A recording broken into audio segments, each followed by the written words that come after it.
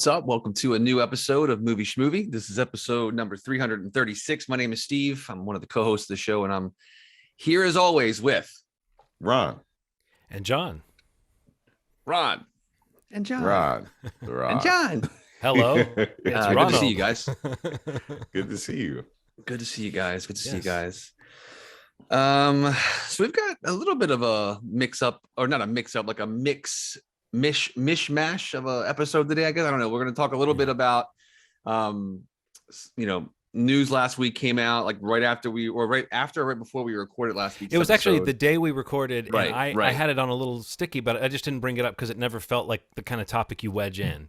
And especially as I've heard more about the story, I'm glad we didn't treat it in a cursory way, because it's a bit sad and kind of heavy to think about this. But the Bruce Willis story that people have been talking about. Yeah, just the family comes out and makes a comment or a statement about Bruce Willis kind of stepping away from acting and kind of dealing with aphasia, suffering from aphasia, and it seems like he's been kind of, from like you just said, the more and more it comes out, he's kind of been working. Man, sad, working through it. These past few years, doing a lot of movies that not a lot of people know about. And I'm looking over the list, and it's like a lot of titles that I didn't even recognize. But him doing a lot of these like direct-to-video VOD titles,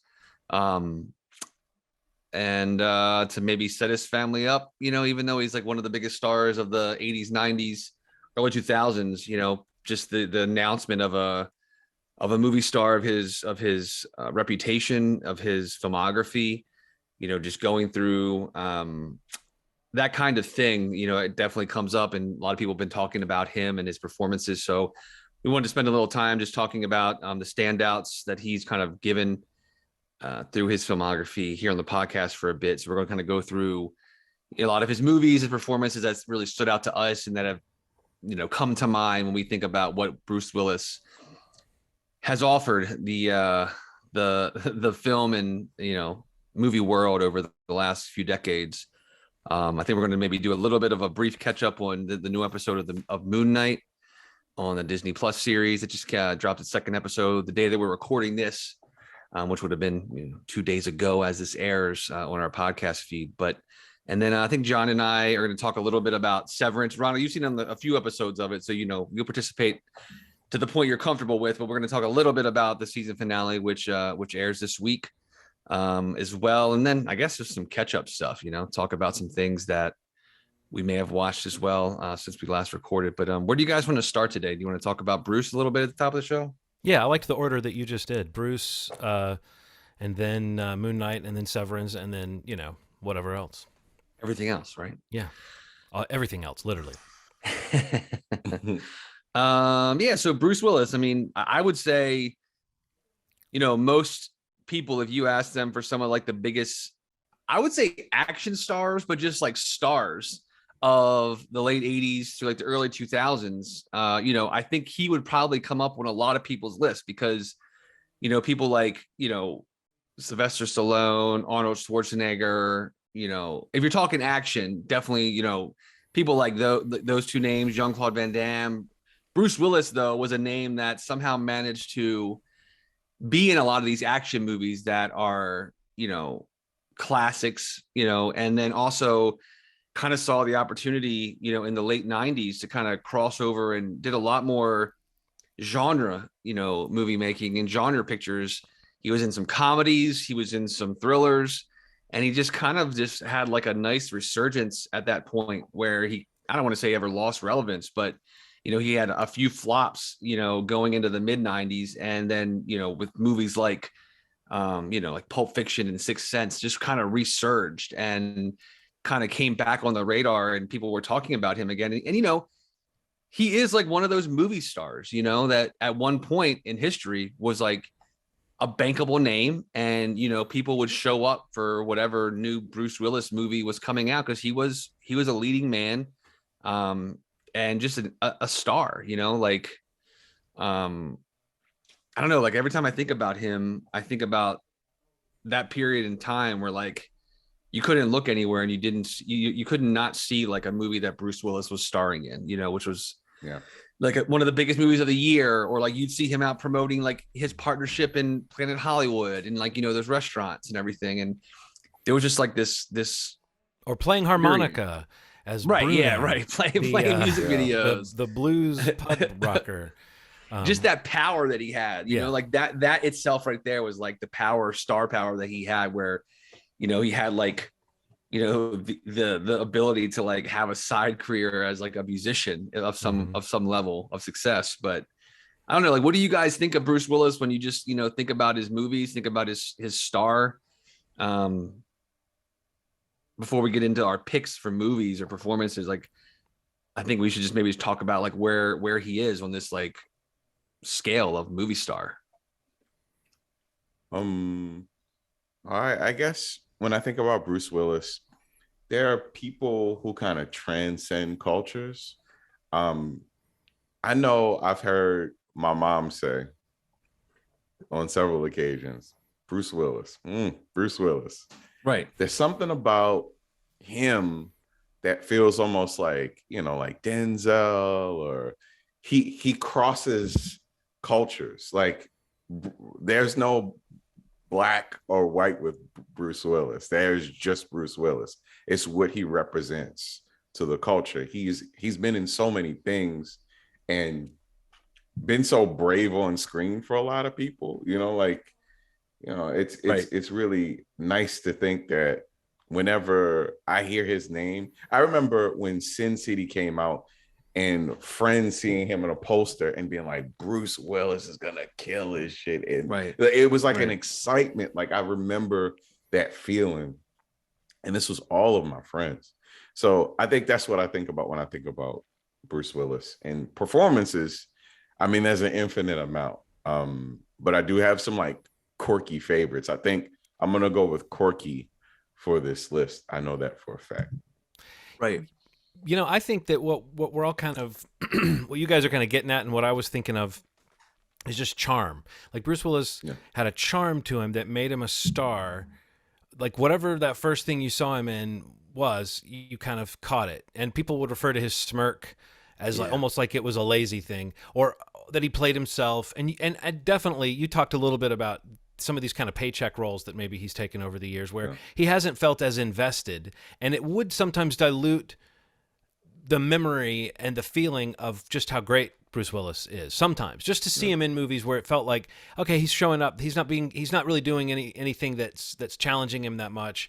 But even sometimes doing super mainstream schlock, he still brought that charm and that smirk and that kind of humor to it. And I think maybe this might be a weird thing to say because he was in so many huge movies and he was so great in so many things that, again, I think we're about to talk about. But like, he was such a star in those things. You mentioned it, Steve. He had like a name recognition. You might go see it knowing Bruce Willis was in it. Or even if that wasn't your jam, you knew people were doing that. And that kind of feel this way about him. Like he's got this charm, this sex appeal, this whatever it is. He never quite became a name brand action guy. The way that when you say Schwarzenegger and you say Stallone, even Van Damme, you think a certain type of stardom. Bruce Willis was like a character actor in a leading man's body, or some mixture of the two, because when you really think about why maybe he didn't become Schwarzenegger or Stallone, it's because he mixed it up so much. It's because he had those you mentioned, you know, the genre films that came along in the 90s, and like, yes, he has, obviously there's one giant franchise and it's total action, classic everything that we associate him with, but outside of that, he just kind of did all kinds of different movies and seemed to make a point of working with great directors, like the way someone like Tom Cruise would do. Of like, you just got a sense that Bruce Willis was shooting for the fences when it came to like swinging for the fences, I think is what we say. You shoot for something else. The stars? Shoot for the moon or the stars. The moon? Right? Yeah. Yes, the moon. But like, you get what I'm saying. That like, he was like, no, you're right. He was You're almost right. like a character actor. He would choose these kind of interesting roles. The fact that he was not the most dynamic, maybe the most versatile actor, does not harm, for me, his legacy at all, because it's like those actors, you would say that they bring themselves to the role. He brought a kind of laconic charm and a sense of humor, and I think that that's something that a lot of movies need. And I don't know, there's something kind of quiet and patient about him that like he was not a showy actor. He doesn't, you can't bet that he's going to have a giant explosive moment in a movie when you see him. He might be quiet and restrained most of the movie. I don't know. There's just a lot to say about him that I guess we really should get at now by talking about these performances that might help fill out some of the things we're saying. So I just want to throw one out there because to me this is the first one, and this is like when I was a kid and Moonlighting came on. The character of David Addison on that show was so cool and so funny in that way that it's like it was the perfect pairing with Sybil Shepherd's kind of uptight, kind of manic comic energy. The fact it was a detective agency. I don't remember the details of the show, but I think she like inherited or ended up being left a lot of assets by some rich person. Maybe it was like a husband that died or something, or I don't know, it was a relative. I really don't remember that part of the show. But one of them was this detective agency that was being run at the time by David Addison, Bruce Willis's character, and he was like a drunk, and he, they had will they won't they energy from the first time you saw them together.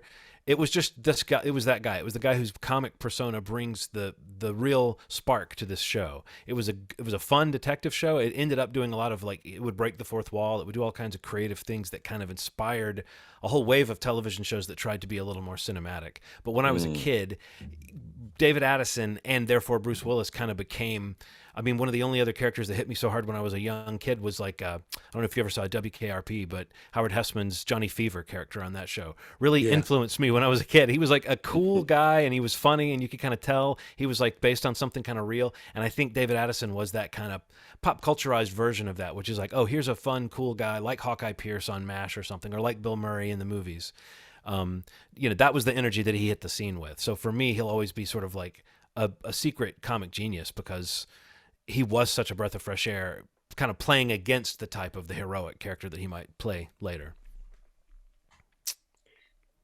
Yeah, I think that was probably like my first ever awareness of Bruce Willis. I can remember watching that. Like, I know like my parents watched it and I was just like, I have a memory of watching that show with them. And like, then the connection of seeing him in big screen movies, it was like that leap.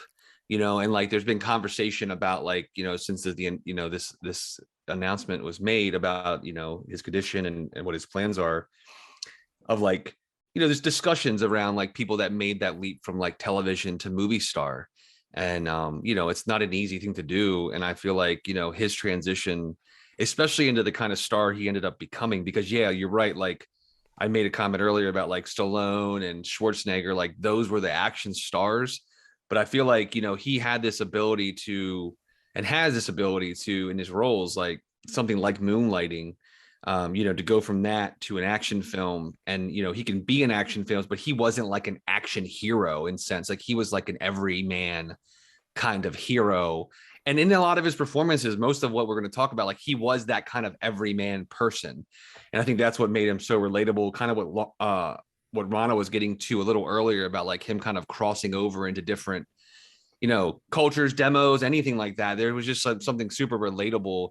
And even in his performance in Moonlighting, it was a very good comic performance that, he would later do in a lot of other movies too, which one of my picks is a comedy. And I guess I'll go next. I just wanted to mention, Zemeckis's Death Becomes Her as one of my favorite. Yes. Bruce awesome. Willis. That was one of my picks. You just cleared one. That's one of my movies that just like, stands out to me, from the early 90s. Zemeckis kind of being able to do some off the wall zany comedy. And you're talking about people, like Meryl Streep and Goldie Hawn being the stars of the movie.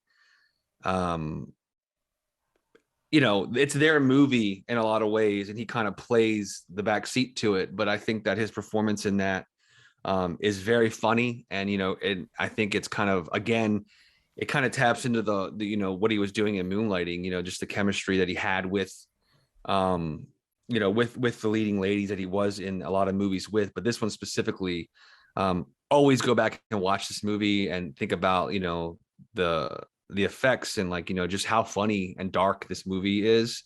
Mm-hmm. But yeah, he stands out in the movie too, especially when you think about, who he's acting against and, just the idea of, he's not a good person in the movie, but yet again, something is very likable and relatable about his character and his performance that I think is what he was so good at, especially when he was like kind of in some of these like lighter movies, compared to some of the action movies or the thrillers that he did in the years that would come. But I don't know, thinking about his comedic skill and he was and he is a pretty funny and seems to have some sense of humor to him. But this one always stood out to me. And for the variety, I guess I'm going for a little variety in my picks. Yeah.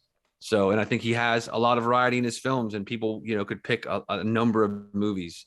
But yeah, Death Becomes Her is one that stands out to me. I just want to add to that. I think one of the things you kind of hinted at, Steve, that I love about him in that is that, and I'm not saying that most actors wouldn't do this, because look who you're up against in this movie. It's Goldie Hawn and Meryl Streep, like in scenery chewing mode, and and she can turn it on, especially when she's in a comedy. Meryl Streep finds this other pitch that's just crazy, and Goldie Hawn like really doing her best to compete with that. So these are two like geniuses, Yes, that he like very wisely sort of accepts the kind of beta role of this character. And yes, Steve, it's a great gag that despite being kind of a spineless character, he sort of wins in the end. Like, he kind of skates through, even though we find out how his demise occurs and all this stuff. I don't know, it's a funny performance because it's like at no point does he seize control of the movie in a way that could be deemed cool. It's a totally comic character, and I think that like it just shows that he had a better sense of humor about himself than you might have thought someone like him would have about like his image on screen. That he would play this kind of schlubby guy who kind of gets batted around by these two other characters in that movie. So, yeah. Cool. What do you got, Ronald? I mean, Wes Anderson is one of my favorite directors. So this, besides like the Royal Tenenbaums, this may be one of his most palatable and maybe well-received movies. Moonrise Kingdom. It's very warm and sweet. Yeah, really warm and sweet. Bruce Willis plays like a security guard who's a sad guy who's kind of on the outs with somebody that he really cares for. And so the motivations of these really intense kids who fall in love with each other and run away, he understands what he has to save them. And seeing this conflict that exists within him, and he does some action scenes in this movie. Mm-hmm. Just the quirkiness of it. I mean, like, it's like Tilda Swinton, Frances McDormand, these huge people, and then Bruce Willis, who is also huge and not really in this kind of movie very often. This silly, really intentionally filmed, super quirky movie, and he fits in so perfectly that you would not know that he wasn't a part of this band of actors that he typically picks. Wes Anderson typically picks. He's really on brand. It's like he gets the material. And if you want to, get a little misty-eyed, watch Moonrise Kingdom. It's close to a perfect movie to me. It's so Bruce Willis good. Turning up that charm that I was talking about. Don't you think like that's what makes that character work so well in that movie, is that he really is like a likable, good man. Yeah. No, that was one of the ones that sprang to my mind too, Ronald. Primarily because of what you said. He's working with a director like Wes Anderson, which was something he did back in the 90s a lot more, but he did less and less as time went on. It seemed like he got a little bit less comfortable kind of stretching his wings or being under the control of a powerful director, but I don't know if there's any real story to why his career kind of took that turn towards more mainstream, fare. Well, I'll just throw one out there that is, we're talking about kind of oddball turns. I think this was a great mix of like an action, sort of a genre thing that he would do, but also with just a very strange film and a strange performance in a way. But 12 Monkeys is a movie that I just think is like, I still think about it as one I could just about always watch because of just visually how interesting it is and how well done that aspect of it is. But the way that movie plays with going back and forth through time and the way that the sci-fi and the kind of is it all in someone's mind and then the time travel sort of, I don't know. It's a cool mix of things that reaches a real crescendo when it gets to the end in terms of everything kind of clicking into place. And it's a sort of tragic sci-fi story. I don't know. And it's got the Terry Gilliam touch of visuals that are really well worked out when he can work it out. But the rest of it is sort of, it's like the Terry Gilliam of The Fisher King, where he's kind of in the real world a little bit, and he's not, it doesn't feel so overdone as a Terry Gilliam film can kind of feel. And as everyone probably knows, if you're going to talk about quirky performances, it's got maybe Brad Pitt's quirkiest performance as well. And that was, again, let's think how early in his career he was doing, like Brad Pitt was doing this, and A True Romance. He was very early on, sort of similar to Bruce Willis, sort of showing that, okay, you might think of me leading man style, but my heart is really in these performances where I get to maybe turn it up a little bit. But yeah, 12 Monkeys is, I haven't seen it in forever, but the more and more I thought about it today, I remember just seeing Bruce Willis in that thing. Like, Bruce Willis is a visually, like, striking image. His bald head, he's one of those guys who embraced the shape of his head very early in his career. He didn't really fight going bald, or at least after a point he didn't. But yeah, 12 Monkeys, I'm sure that's one of those kind of cult classics that people still keep in the rotation, but I don't hear people talking about it too much. Also, Madeline Stowe, remember her? Absolutely, yeah, Madeline Stowe. Yeah, 12 Monkeys always stood out. Like, yeah, it was that one that kind of was off the wall. Like, it wasn't like something that was, I mean, both for his involvement in it, but yeah, the Brad Pitt stands out. Obviously, Brad Pitt gets an Oscar nomination for that, which is, just incredible. But yeah, Bruce's performance in that really is the anchor of the movie. And I think that's kind of like, I don't know, I feel like that's kind of like a through line on some of these picks, because my next pick, I mean, is one of the more obvious ones. But I just want to make sure we don't miss this. Not that I think we would skip it, but I think that The Sixth Sense is, not only something that reinvented his career and launched a career of one of the most successful filmmakers of our generation, but I think that, that performance in The Sixth Sense is something that surprised a lot of people in a similar way, that some of these other movies, like, I'm thinking this is one where it really was purely more of a dramatic performance, that really he didn't do a lot of straightforward performances like this.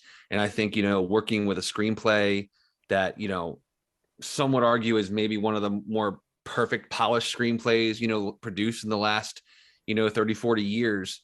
And not to mention that this is a movie with one of the best child performances in it, maybe ever.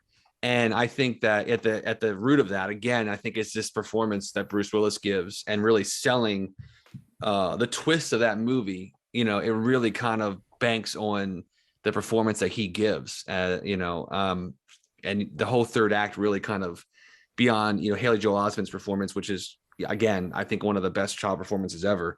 I think that it's just, Bruce Willis's performance in that is something that really shocked people. It surprised the hell out of me. Again, it's a period where, well, like I mentioned earlier in the episode, this was the time where I'm thinking there were some movies that came out that weren't that successful. And maybe you have a star that's not the star and doesn't have the star power that he had maybe even 5 years prior to this. But this movie completely reinvented him as an actor and brought upon opportunities that, he would pursue in the years following it. But yeah, you don't talk about this movie, as one of the best twists ever. Again, one of the best child performances, one of the best screenplays, I think, of recent years. And it really all kind of like goes through the performance of Bruce Willis. I think, you're watching the movie with him and with this child. And I think that twist at the end really lands because of his performance in the movie. I mean, his performance is a magic trick, right? I mean, it really is. Yeah. And it's literally a magic trick too, because it is so affecting. And what he's going through with his marriage in that movie is, or his wife or his ex or whatever we're watching as the movie goes along, is so touching. And you're like, this is painful. There's pain in this character. And yeah, if I know there are people who say, oh, I knew it from the second, whatever. bullshit. You get a well, even if it's true, hey, you get a I'll give you a free candy bar after the movie. Yeah. You get, great. You ruin the movie for yourself. But even if that's the way you watch movies, that you can guess those things, because I've done that. I've been like, oh, is this a dream? And then at the end you go, oh yeah, it was a dream. But that doesn't mean the movie isn't a good journey. But it's the kind of thing where if that movie, if you looked away. If you looked at, they don't just create things to distract you from the thing. They create things to distract you from the thing you think you're supposed to be looking at to see the thing you're supposed to be looking at. You're so busy looking for ghosts in this movie, you don't really notice that Bruce Willis only talks to the kid who can see ghosts. You know, it's crazy. Right. And the stuff with the wife then becomes, watching it now and watching it as it's at least good for 2 watches. I know some people would say that movie relies on the twist, and I think that's where M. Night Shyamalan, we've talked about it before, and we'll probably talk about it again. His best movies, the twist adds to the story that was already good. Yeah. Or makes the story that was already good have that final like clicking into place that you want to have that makes you satisfied when a movie ends or whatever. But I mean, I guess I'll piggyback on this a little bit just because I don't think it's that different. But Unbreakable was obviously an offshoot of this relationship with this director. And I couldn't decide which of these movies to pick. And I guess, like I said, I'll just kind of piggyback this on there. But I think Unbreakable had some of those emotional moments. Like it was like M. Night learned that, yes, Bruce Willis can handle these emotional moments in this kind of fantasy framework, and we can really hold on him. And there's some great, like super charming, super like heroic, super moving moments with Bruce Willis in Unbreakable, where he gets to be interacting with the world a little more. But I think that movie wouldn't exist if not for the way that he turned that finely tuned performance in Sixth Sense, where the movie literally like as much as the movie needed this wonderful child performance in it, it completely hinges on just our assumptions about Bruce Willis being the star of the movie. Yes. And his ability to carry that off, and also to play, as I said, the pain of that reveal, as opposed to it's not like a Twilight Zone moment. It's an emotionally ruinous moment, Yeah. So. Yeah. Ronald, what's your next one?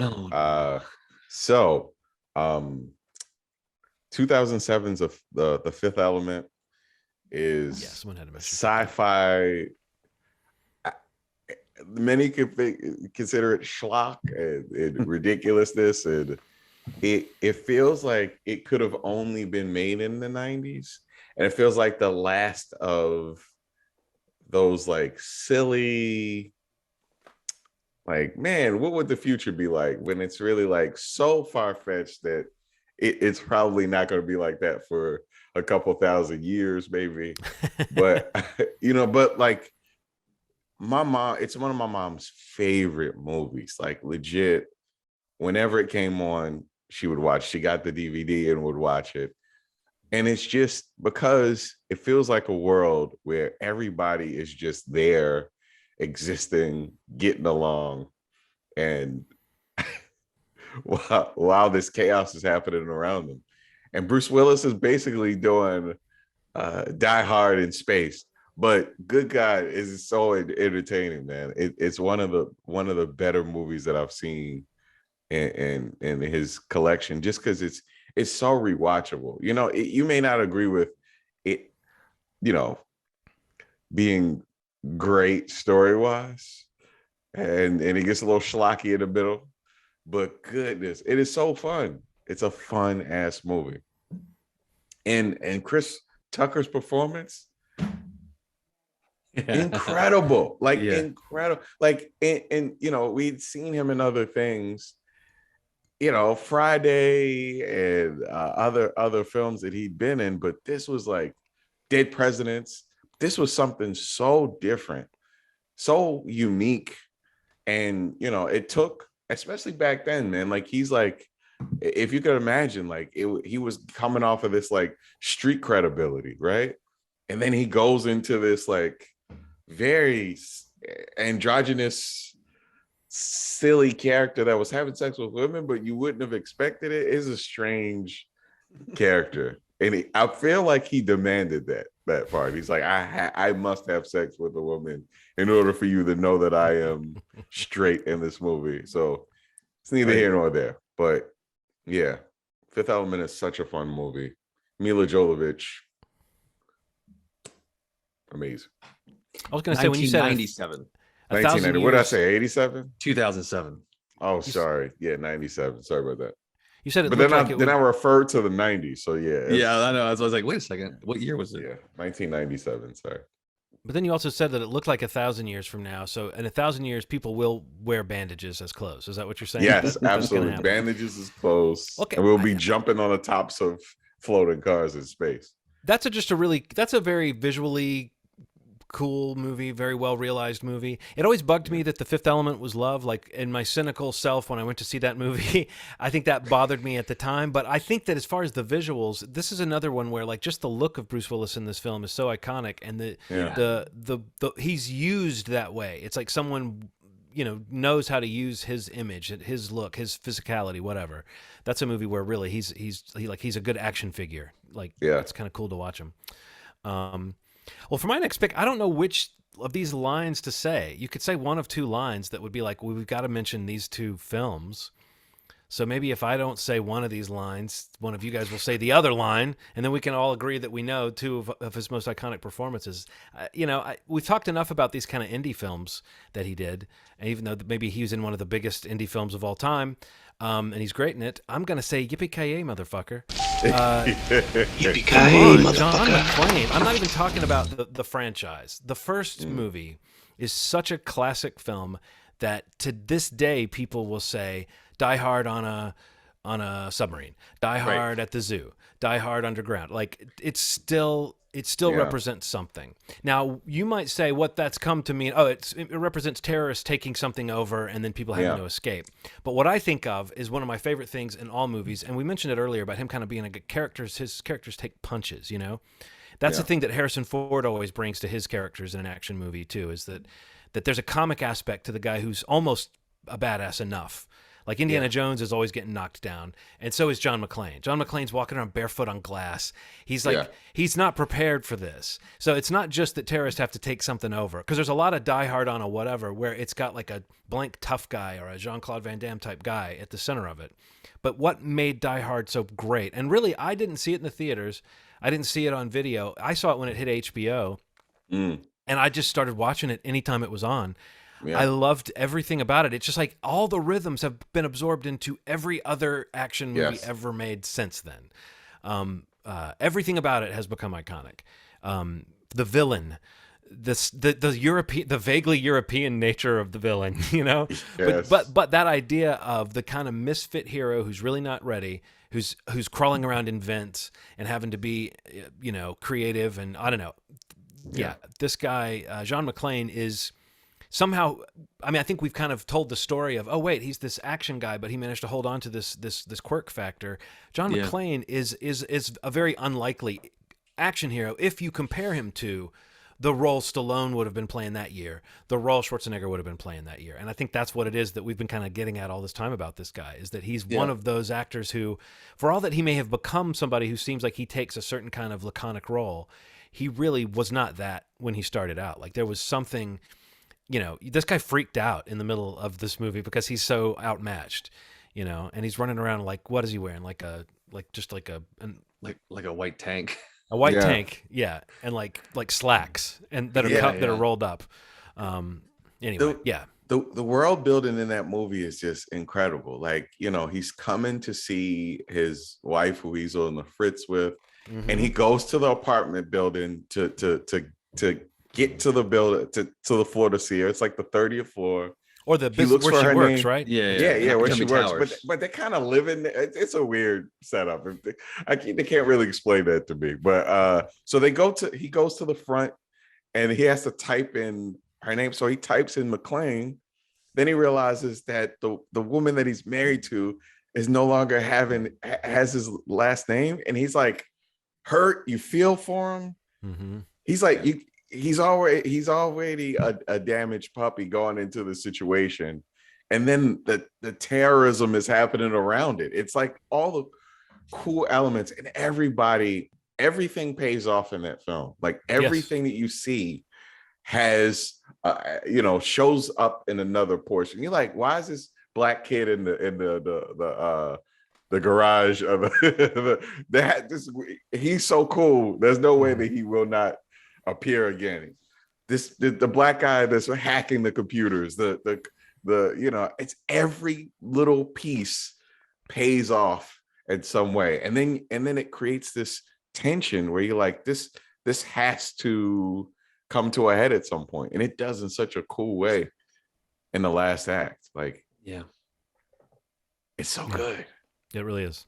I think So the thing good. that like the thing that stands out, like, yes, Die Hard is obviously, that was my last pick as well. I mean, I don't think you can Okay. talk about Bruce Willis, Right. without talking about Die Hard.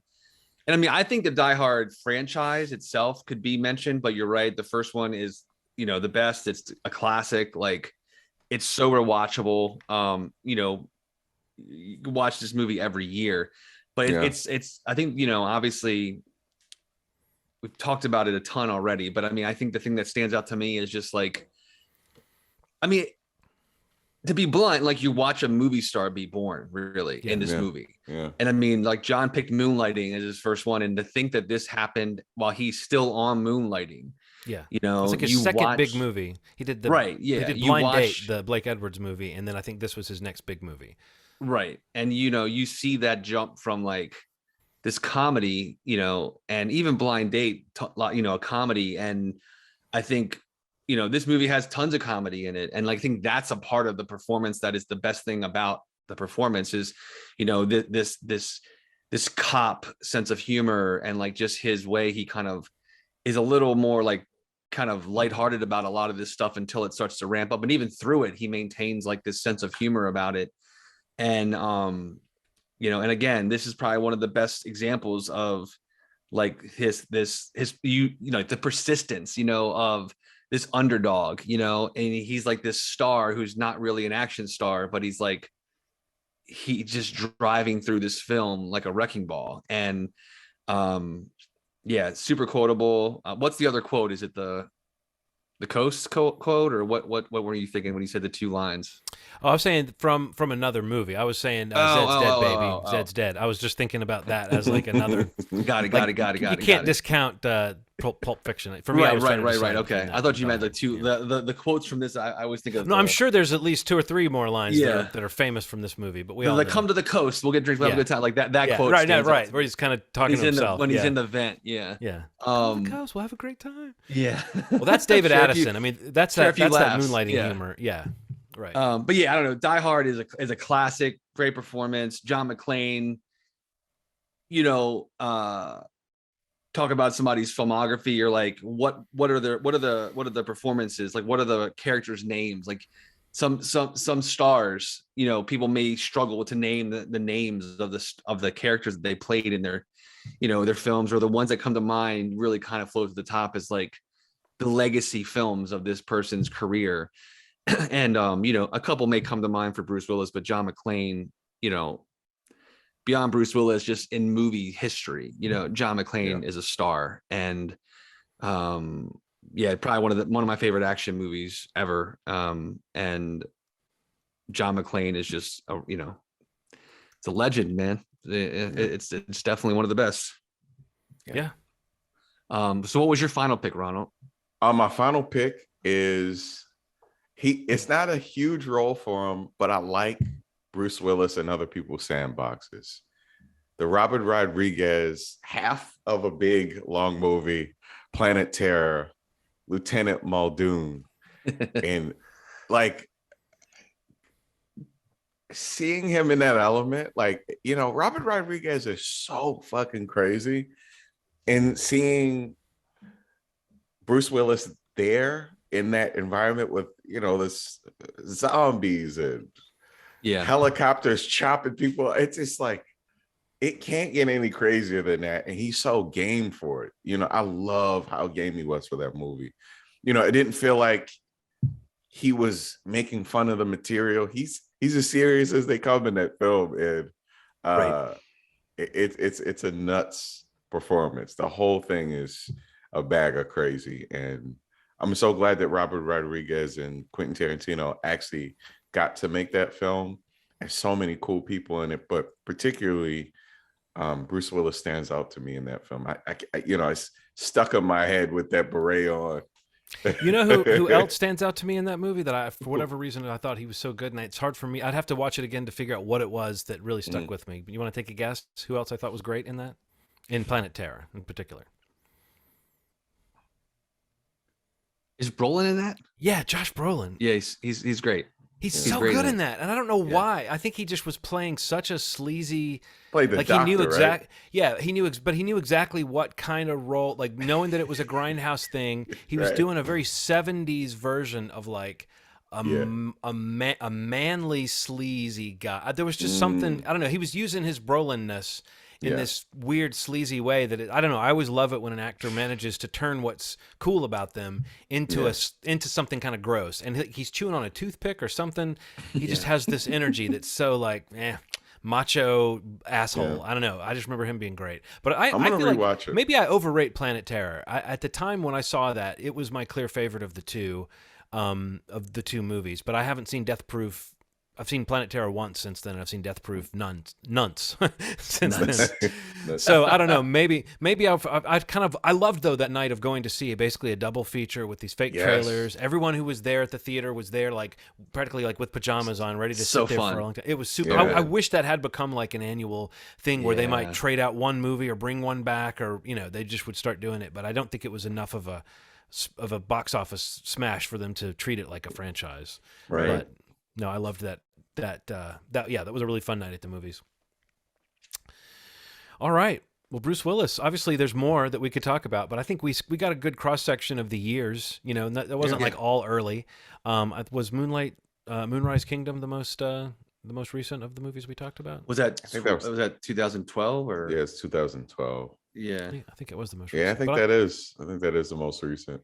I'm sure I'm forgetting something that if I looked at his IMDb in detail, I would find. But I didn't have to look to think of these great performances that we've talked about. So the one I was going to mention, like right at the intersection of like just a period in time of him doing Moonlighting, Die Hard, and then the next, like one of the next things after Die Hard, like I think the year or the year after, he was the voice in Look Who's Talking, which cannot go ignored because Look Who's Talking was like a monster hit, and was I have very fond memories of that movie, but I just think that the voice performance in that, I think he's hilarious as the voice of the baby in it. Did he do any other really famous voice work? Because I was thinking about that today. And He was I'm in like, one of the Lego movies. Was he?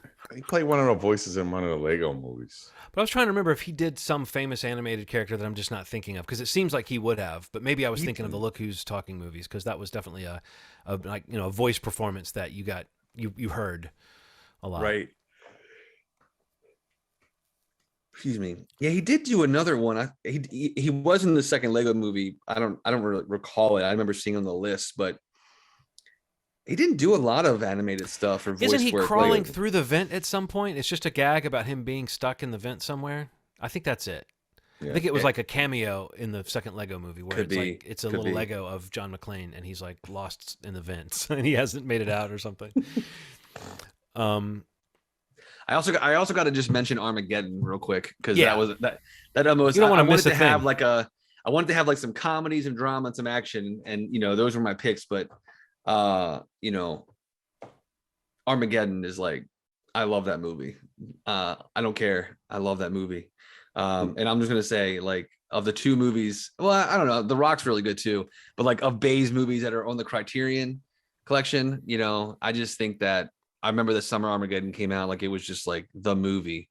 And his performance as Harry is just, I thought was fun in like the first half of the movie as like, as Bruce Willis would be. But I genuinely like love the last pieces like of him with Ben Affleck and his daughter, and like when he makes that sacrifice, man, I remember being knocked out by it. I haven't seen it in a while. I love Armageddon. Give it a watch. I love it. It's stupid and silly and big and loud, but I mean, that's most Michael Bay movies. But I would say that's probably another one that most people would probably think of when they think of Bruce Willis too.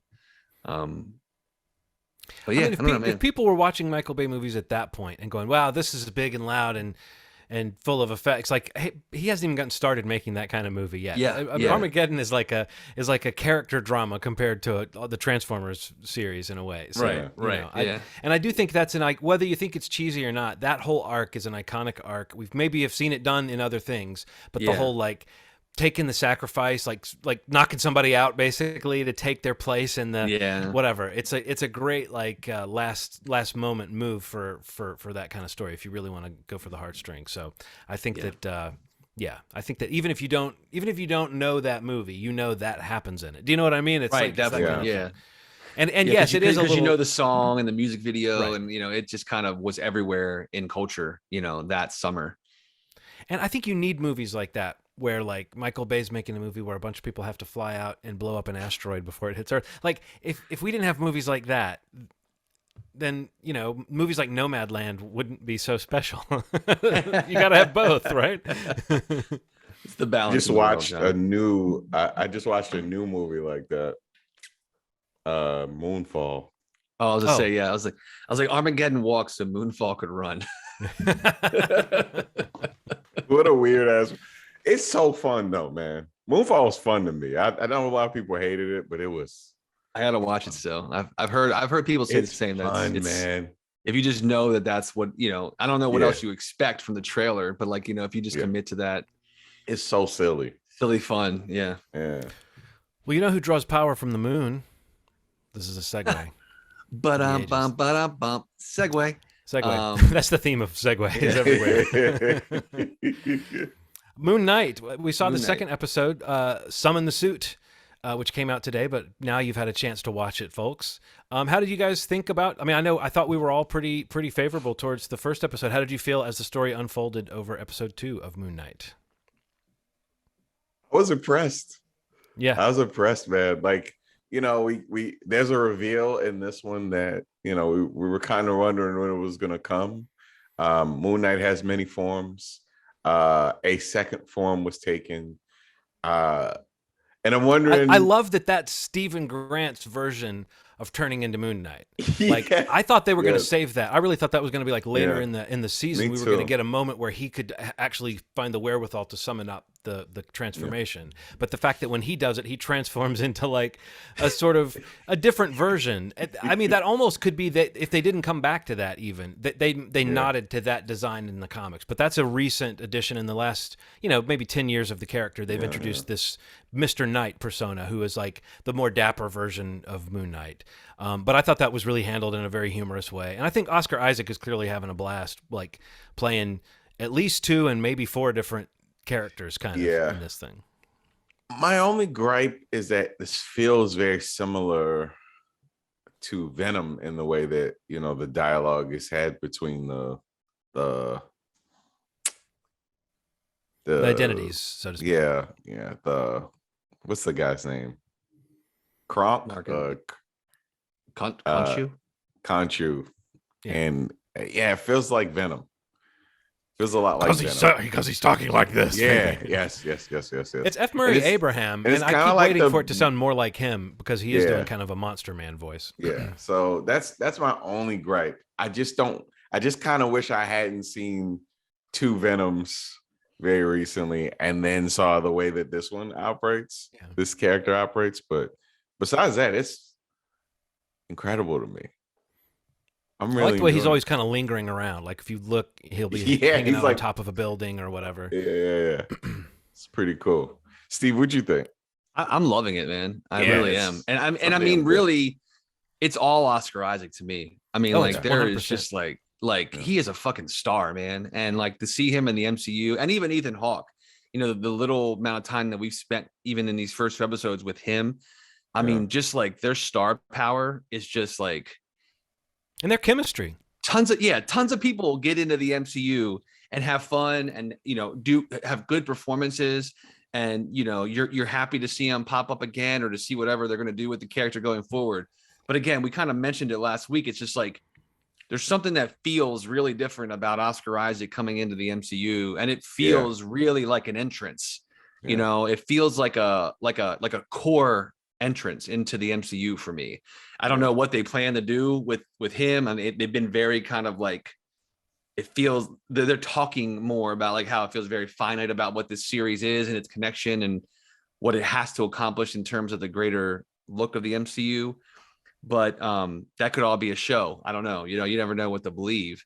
And I just, for a second episode, it definitely, I felt exactly the same, in terms of the whole time I'm just like glued to him. Yeah. The back and forth and the mirrors, and like, I wasn't really bothered so much with the Khonshu, like that Venom comparison. I definitely see it. And if it kind of gets more silly, I could see that being more of a concern for me. That this, like, God of the Moon is like cursing and like, like weird stuff like that. But some of that may be a projection. I don't know, but you're going to see more. I'm sure we'll understand it more, but just the performance, the comedy, and like just his ability to kind of like turn it on and off is just so impressive. To go from a really intense scene to like a just to drop a great joke, and he sells it so easily.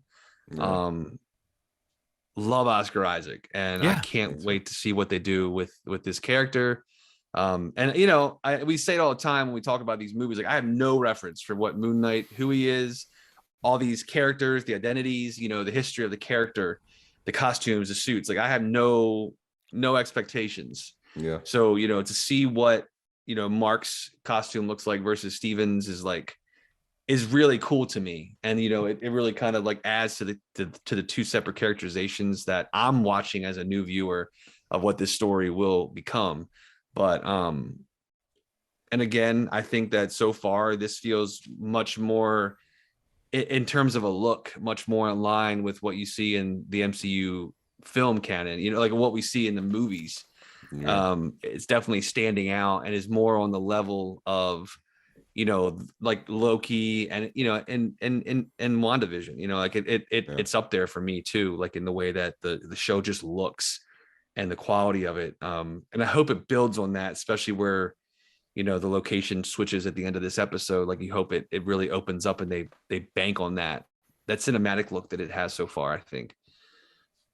But yeah, man, I'm digging it. I love it. I want to see more. I love like the shots of like him running across that rooftop, and some of those like over top camera angles. And that's like the jumping across the street, which they used in the trailer, but it's a great little shot. Just him going boom between the two buildings. It's really cool looking. Just that 5 years from now, depending where they go, like we could look back on them things and be like, those are iconic things now, like for this character. Well, Steve, the cool thing about Moon Knight 2 that they might get to in this show, and you might know this, Ronald, but do you know why he wears night? He's a character that runs around at night, but he wears white. Do you know why, Steve? No. Because he wants them to see him coming. That's the thing in the comics. I've always thought that was a cool aspect. That's awesome. Now, I mean, the costumes are amazing. Like both of them look so fucking cool. Good. Yeah. Like when he lands and he's like that what does he say? Like when he's in the more of like the proper suit, he's like, that should have hurt or more, or he says some statement like but he also did like a 3-point superhero land and fell over afterwards. I thought that was funny. Right, and then makes that comment about like that should have hurt more, or like that went better than I thought. Like just that was I love it, man. Like that. Well, that fight scene was choreographed for comedy and for action, and it was cool that other people couldn't see it, but you still felt the threat of the thing. And it was watching Steven learn the power set a little bit. And even having Mark be like, that was a pretty good punch. I don't know. There's just some fun stuff. And it does have the Marvel humor, but it's different. It does feel like they've embodied they've embedded the humor more in character, that's in character for the situation, and less of a world where it's full of wisecracking people, which I'm not knocking that Marvel approach at all. I'm just saying I think that I'd heard Oscar Isaac saying that he tried to base the humor more in just the sort of guy that he is playing, and less in the world. And I think that is that's been borne out. I've been impressed at his little asides and some of his little things that he says, because he's so fast talking when he's in the Steven character, that there's room for him to say lots of just witty little things that sound great in that fake British accent. I even like that it's built in. If you want to criticize his British accent, which I think sounds fine, but if you want to, it's a guy doing a voice. Do you know what I mean? But I think it's very interesting now to suggest that like different identities are going to play into this, and that they seem to be addressing the question that we might have of like, how much does his dissociative identity disorder, how much does it play into his abilities? Like, did Khonshu choose him partially because he's fractured in this way, or Right. is like what might that play into? I think you got to be careful with depicting mental illness like it's part of someone's superpower, but I do think there's room for a portrayal of a real disorder, and I would expect them to have at least done their research in terms of how those things will manifest. And to me, it makes perfect sense that two different identities would have two different ways of manifesting this God. That just feels like something that I wasn't really expecting that. Like, I have so many moments of watching this show where I go, oh, cool. Oh, that's how they're going to do that. Oh, neat. Yeah. And now that we've been spending all this time with Steven, it seems like now we might be with Mark a little bit, and we're going to miss Steven a little bit. I don't know. It's just, the show's got me on the hook, kind of like you said, Steve. I'm just kind of running along with it. But I do want to say this. I think I said this before we started recording. Part of the reason why this show might work for people is you get to the end of an episode and it was cool. Moon Knight fans, I'm sure there are some comic book fans out there nitpicking stuff, but it seems to me that this is not a character that had like an extended classic run that people love. There's not like some classic storyline that people talk about. It's more about, do you get the certain things right, the trappings? Okay, he's got the little crescent, boomerang knives that he throws. Cool. He's got the costume. Cool. Okay, Mr. Knight, check. He's got the multiple personality. It's like the different things that you hope they get in there, but it's less like you have to get everything right. And I think the MCU has already set people up for entertaining reinterpretations of characters. Right. But I think this show is doing something even different. It's doing that thing they've done with some of the movies or some of the characters where they take a character that people don't have a huge knowledge of. It's just kind of a cool image. And, I don't know that I've ever been around like a huge Moon Knight fan, but I've definitely never really talked to anybody that knows who Moon Knight is that doesn't think he's cool. You know what I mean? That doesn't think he looks cool. So I think that, this feels like for them to do something that feels different at this point is like, okay, that's what we're always saying we want to see. I want to say one other thing. It kind of reminds me, I don't know why, I keep thinking of Darkman, the Sam Raimi film. Yeah. In that it was like a superhero that had a weirdness factor to it and kind of a creep factor to it. And I think that they're playing into you mentioned the weirdness last week, Steve. They're playing into the humor of the weirdness. And that's another place that the humor can come from that doesn't feel like the usual Marvel just wisecracking, is to say, oh, some of the comedy in this is just, it's that Sam Raimi-ish horror comedy mix of just, what a strange thing to have happen, and for us to believe, oh, that really happened. It's just, it's well done so far. Cool. How many episodes of the season? Is it 6 or 6? Yeah, 7, 6. Yeah, I've seen some comments that like episode 4 is like the game changer of the series, which makes me very excited. Apparently, that's what they've allowed people, like critics, to see so far with the first 4. You think they're gonna talk about where they are in the MCU? Would you be okay if, I guess what I actually am trying to ask you is, would you be comfortable with them establishing where he sits in the MCU at this point? If they're just like, hey, they're saying that he's like a mile away from the events of the Eternals. Yeah. So like things like that, like, would you be cool if like he bumped shoulders with somebody that's like in the... I have read that there's some post-credits scene that like introduces a character. That feels about right for me.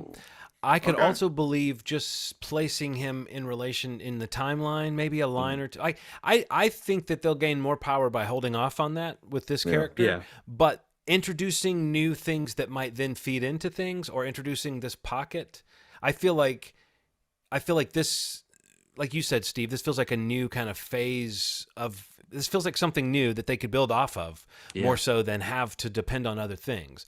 But there's all kinds of cameos that if they're well worked in, really, frankly, the creepy side of the MCU is one they're just now getting into. So I kind of think we're about to see a lot more of their kind of horror characters, like with Multiverse of Madness. And then there's like a Halloween special or something being made for this year, I think. Werewolf by Night is getting a show. So I don't know. I think it would be interesting to see what they would try, but I would hope whatever they do, it fits tonally with the show. But at this point, they certainly don't need to bring in a familiar face to make me excited. Right. But I do think introducing new characters is something it's always fun to see them do on these shows, because it's like somebody who you might not expect to pop up in a movie can can really have a good entrance on a show like this. So yeah. Okay. Cool. well, I want to make another of my famous segues, because I think that if you're watching Moon Knight and Severance on the same day, you'll start to see similarities between this idea of like a fractured personality or identities that are at war with each other, or two sides of the same person that might not know about each other or might not really be in control of each other. And it really did, like particularly this second episode of Moon Knight today and the Severance finale, which I won't talk about, but just really got me to thinking about like when worlds clash, you know, and what Severance is all about. And Ronald, you've only seen a few episodes, so you can speak to this part, and then we'll send you away for a little spoiler section and then bring you back for the end. But like Severance is on Apple TV Plus. It's wrapping up its first season.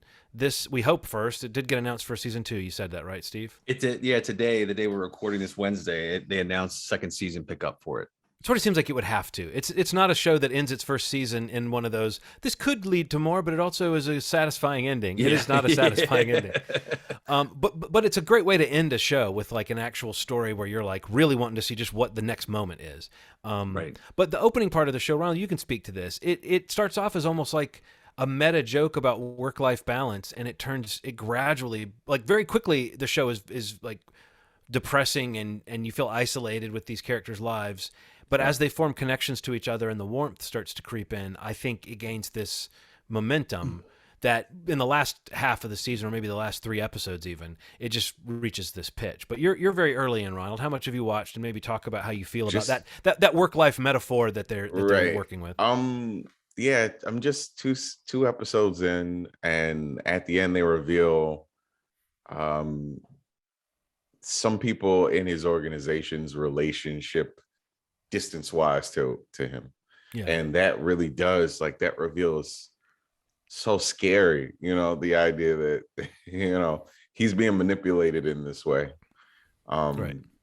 But that's about all I know. You know, I don't know much, but it feels so good. Like I think there's like I think comedians are capable of making the darkest things, because, you know, comedy and horror and suspense kind of have this intersection sometimes. You know, it's all about getting a reaction. It's all about a surprise. Yeah. There's like a tone to jokes that can be really, really awful, that can take a sudden shift and become very funny, because it's like the relief of like, okay, this person does think like me, or I don't think like this person at all, or, you know, I like that stuff a lot. And the show really plays on the darkness of that sort of separation of work and, you know, and home life. And it's a little terrifying. It's triggering me a little bit. I'm not gonna lie to you. It's why I haven't been watching it the way that I want to. Like, you know, work is traumatizing. We devote so much time to it. When we want to be home with our kids or home with our family or going to see movies and talk about them on this podcast, like, it's strange. But I'm loving it. I'm loving it so far. I really am. It's really good. I think it's probably one of the good things the show does. And I don't know if you're at a point in the series yet, Ronald, like where these conversations like come up in a natural discourse, you know, at a dinner party, you know, where they're talking about the motivations of why one would volunteer for like a severance program, you know, the idea of separating the two voluntarily. And, you know, those motivations become, you know, something they discuss, and you can tell differing opinions. So I mean, it is kind of like an organic conversation, much in the way that, you know, you would question, you know, like, is that something that I would want to do, you know, or, you know, what is the benefit of this, or what is the disadvantage of this? But I don't know, the show does that really well. And, you know, having those conversations come up a couple times during the first season, both for the main characters to kind of like defend their decision versus start to question it. You know, I think that transition that the series goes through in the first season is one of the strengths I think it has. You know, it kind of like it kind of, you know, with Adam Scott's character, again, not in any spoiler situation, but like, you know, him discussing why he wanted to do this, and then start to maybe sort of by the middle end of the season question why he would want to do this. Again, you know, after he's kind of removed from a tragic event, a tragic experience that maybe, you know, encouraged him to do it.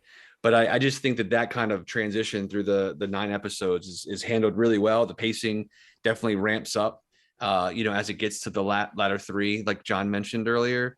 But I just, yeah, overall, just as a general context of things, like I think it's just a really strong show. Again, there's something about these Apple TV shows that just feel, you know, like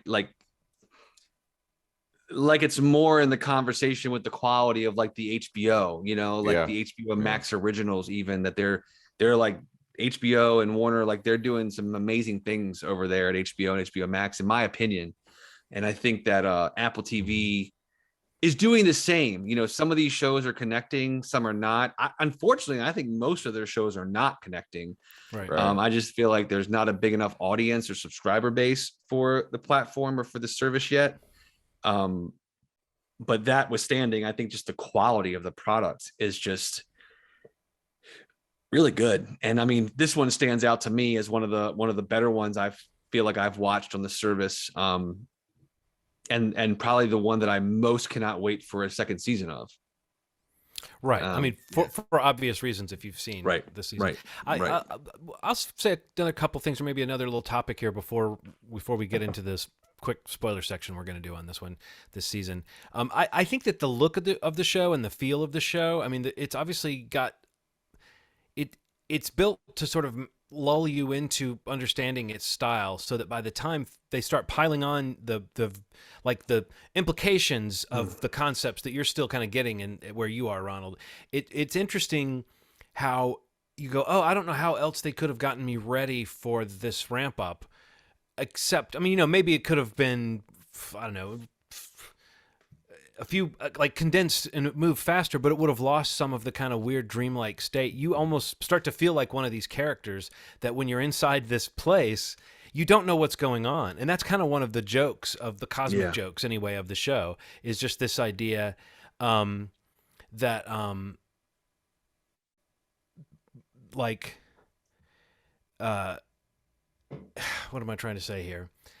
That like these people work for a company that they don't know what it is, and they don't know what it does, and they don't know what the implications of their work are. And it's so literal that they're sitting at their desk and they literally don't know what they're doing. And you're the viewer knowing, I can't tell what they're doing. No one really seems to know if they're doing something real.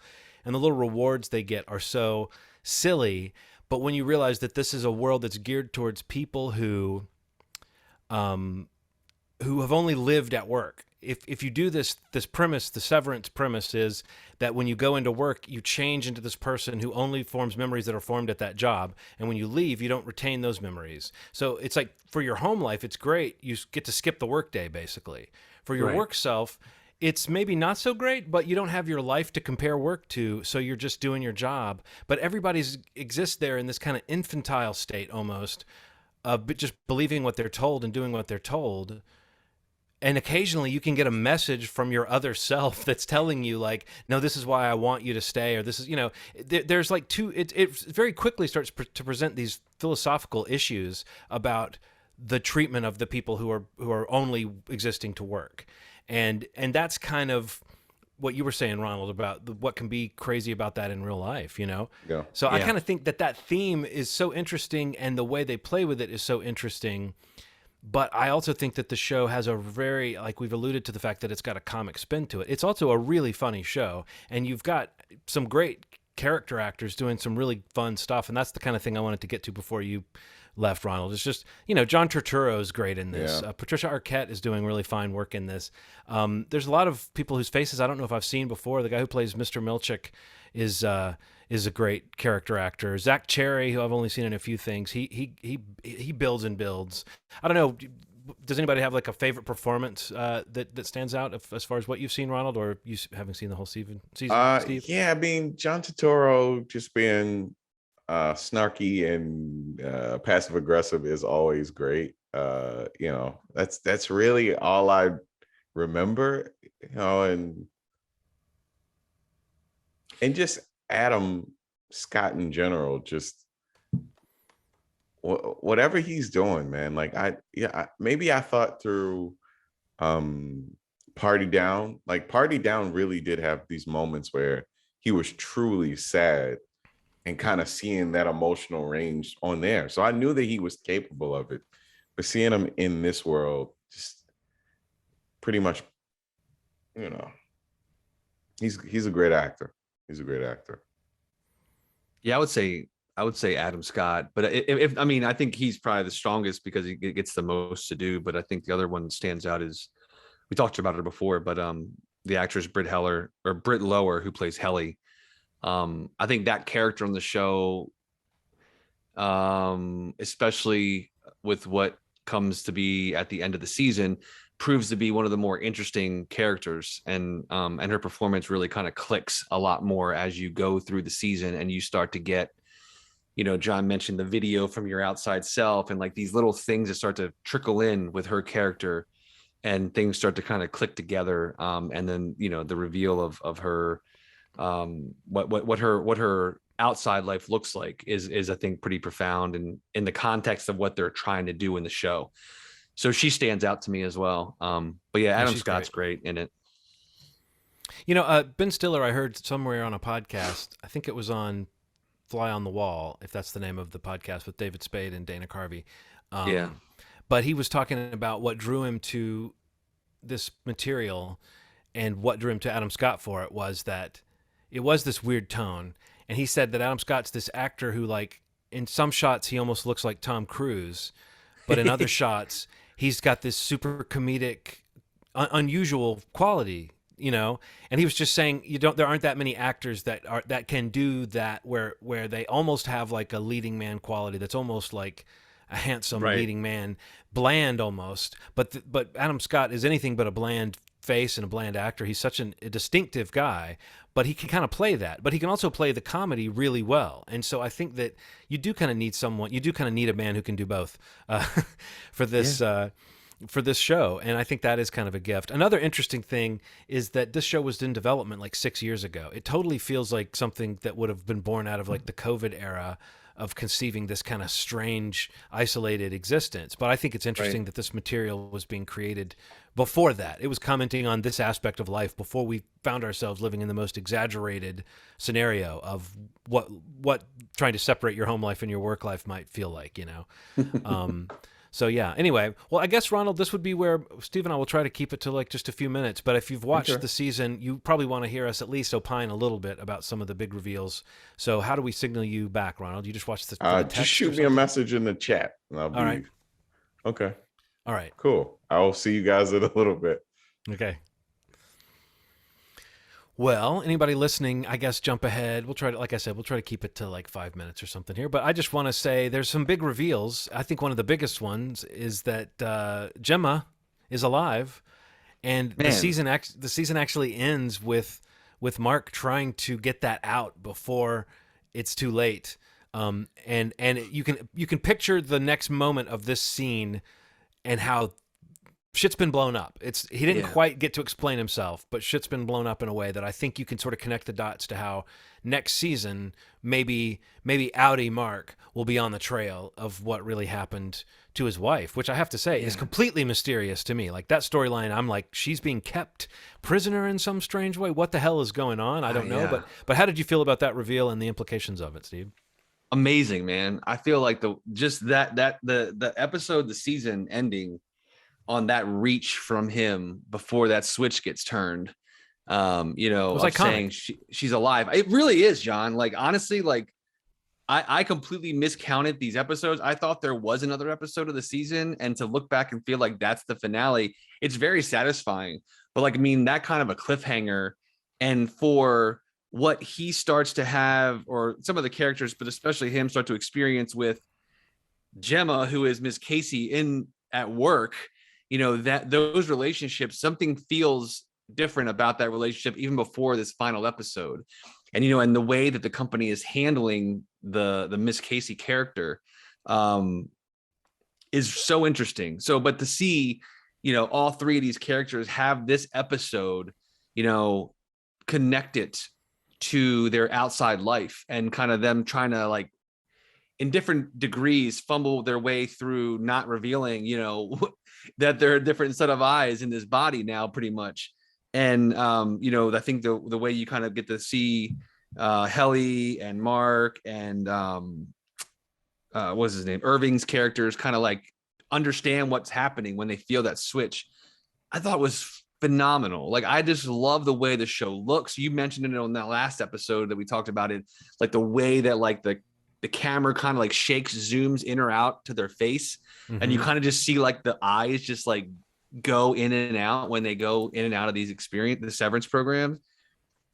I just, you know, I love this show, and I think that the way that this finale gives us a small taste of what it looks like when maybe something begins to be revealed about what the motivations are for these characters. And the reason I mentioned Helly is like the reveal for her character in terms of who she is in the real world is suspect in so many ways. And it makes so much more sense in terms of how they kept this character in the building after some very traumatic things happened to her.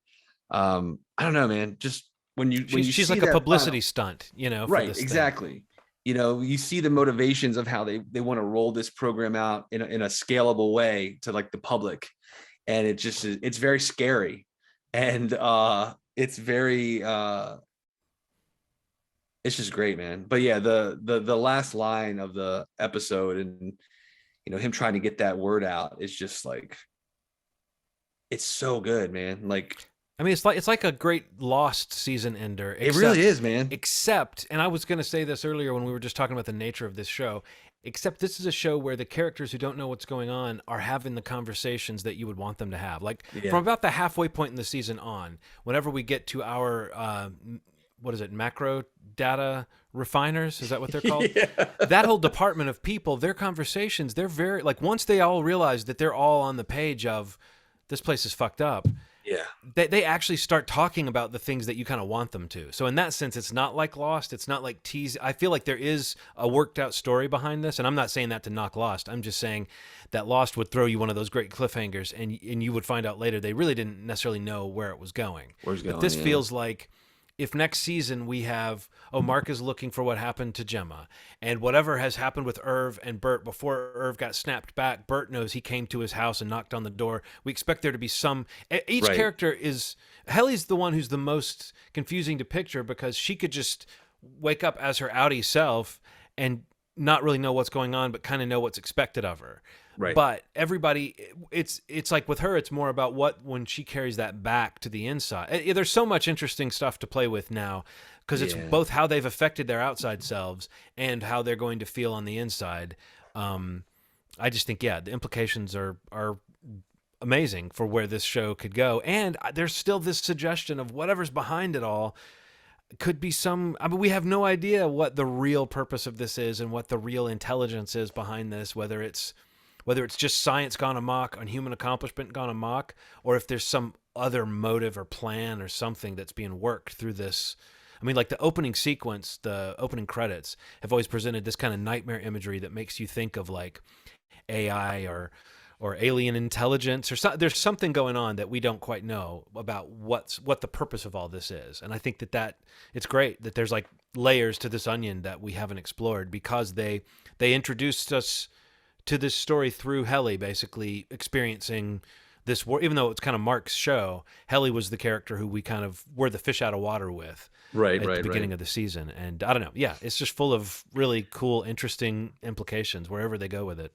And I think even like having like Mark's sister kind of come cross paths with like a mother who she sees later, who has no idea who she is, or some recollection maybe, but not really. And there's like this element of a political motivation of what to do with this technology and what Lumen can or cannot do with it on like that's the scalability thing that's super scary, you know. So there's almost like an implication, like there's a piece of it in play to like control how you want someone to act, you know. Like with the way that politician is like kind of guiding his wife, the mother of his children, around at this, you know, like, I guess it's like a maternity compound thing that they go to deliver their child, and then she sees her at this park, and there's like no, like the name is different, like it's really weird stuff.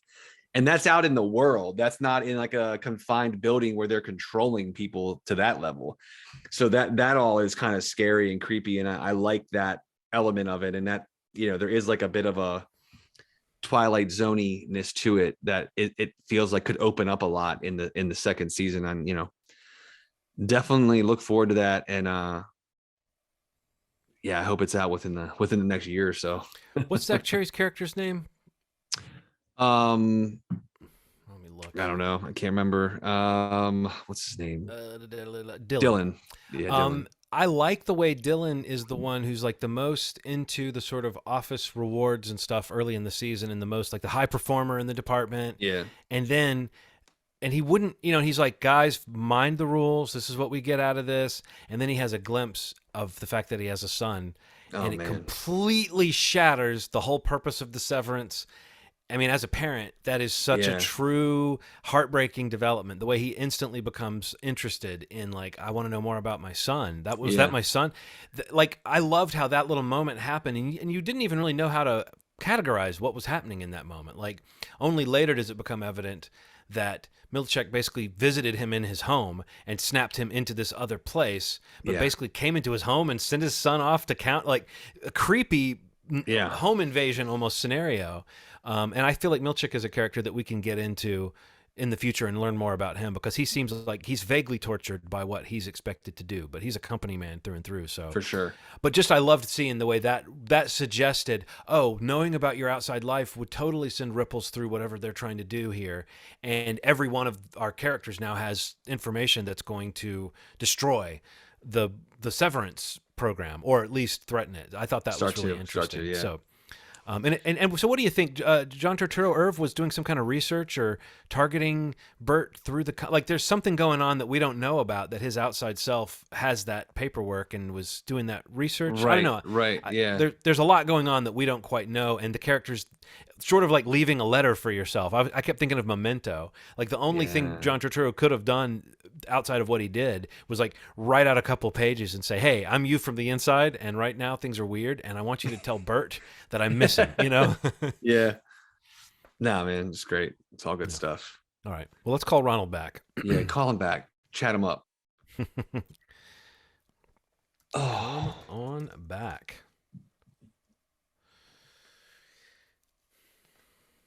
Let's see what else he's watched. He's always watched 19 things. Although not as much lately, but he still seems to squeeze it in.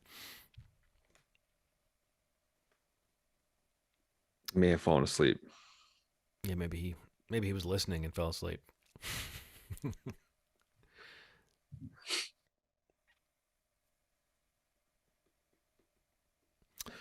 Well, how are things, Steve?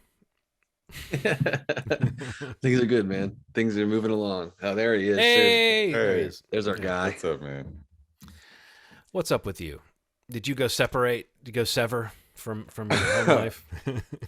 This is such a nerdy thing. My home kit was acting up, and I had to make sure it was reconnected. But yeah, besides all is that, good in the world. All is good in the world. So what else have you seen, Ronald? We were talking. You've probably seen. Well, we used to assume you'd seen like 20 things. I really just want to highlight one thing that's been like heavy in my head, man. That's Jerrod Carmichael's HBO special Rothaniel.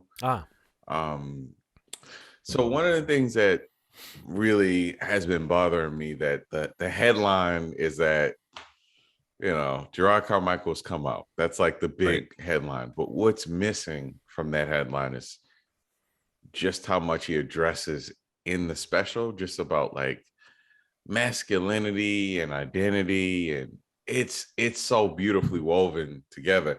And I think there's a reason why Bo Burnham has been doing the last two. Like he, you know, 8 to me is a masterpiece. It's like one of the most uniquely shot, you know, stand-up specials I've ever seen. It starts with an extreme close-up shot of Jerrod Carmichael's face posing a question, "Are we okay?"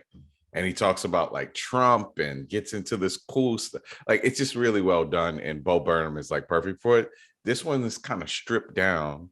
And funny enough, I helped a friend get tickets to see this one get filmed, and he was kind of like, it's strange because because of the way the male ego works and masculinity works, if I suggest this to a guy, he might think like, is he trying to tell me he's gay, or is he trying to tell me to come out?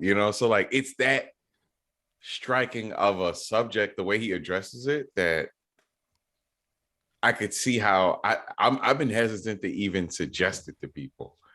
That's how like that's how unique, fucked up masculinity is. Yeah, but how fucked up masculinity is, and how unique the stand-up special is. Like it is. I don't think I've ever seen anything tackled this way by a person who won people over in a very particular way. It's like the equivalent of Ellen coming out. I mean, not to be strange, but like not in terms of like popularity, but in terms of like the shift that's probably going to occur when this, like, the identity of somebody that you've probably spent a couple hours with in your home.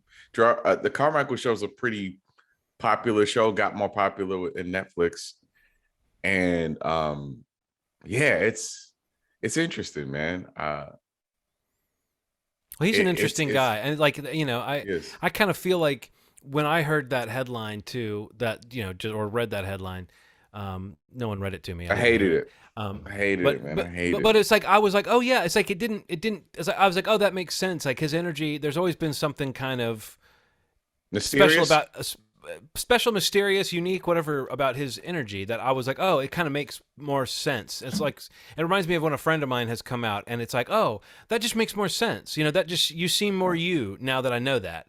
Yeah. And yeah, no, I think I think he is an interesting guy, and he does have a different kind of energy. And now you might be able to pinpoint why he felt so, for lack of a better term, kind of non-toxic all along. Speaking of the kind of masculinity we were making fun of a minute ago. So I don't know. I think that yeah, he's an interesting, funny guy. I thought he had some funny moments on SNL too, and it's interesting to see him host that show when I don't know. I mean, I know that a lot of people were talking about his special, but he is still sort of a who's that kind of guy to host SNL. Yeah. So he kind of had a week, he kind of had a big week. I like to see it. Yeah. And who's on Seth Meyers, I guess what would be the equivalent of whenever we're recording it today. So that, Seth has, Aaron's kind of put me on to Seth. Like, I love him as a comedy writer, but he kind of, during COVID, something changed about him, man. Like he became more like, I don't know. He found his stride. I think that's what it is. Yeah, he activated and he found his stride, and he's really fun to watch. And I'm super curious how Jerrod's going to do on his show. So Rothaniel's the name of the special. It's actually, it has some significance with the special. So yeah, it's so fucking good. It's such a good piece of stand-up. Like it feels like it's a marker in my head now. It's like, man, it's like before that special and now after that special. Like it's that powerful of a special to me. Well, I'll throw out there, so fucking good made me think of Atlanta. I'm just gonna say I'm caught up on that, and it's amazing so far this season. So good. Yeah. I think about how all the white people on that show are so weird, and then it makes me think about how black people were represented in most culture before maybe the last 5 years. And I was like, I think it's a great, I read that as like both a real commentary on, yes, white people, you are this weird, but also of like just representations of like on this show, yes, there might be white people that don't act this weird out there, but we're not going to give them airtime on this show. It kind of reminds me of Jordan Peele's whole thing about like, I'm not going to have a white protagonist because people are doing that already. Why would I do that?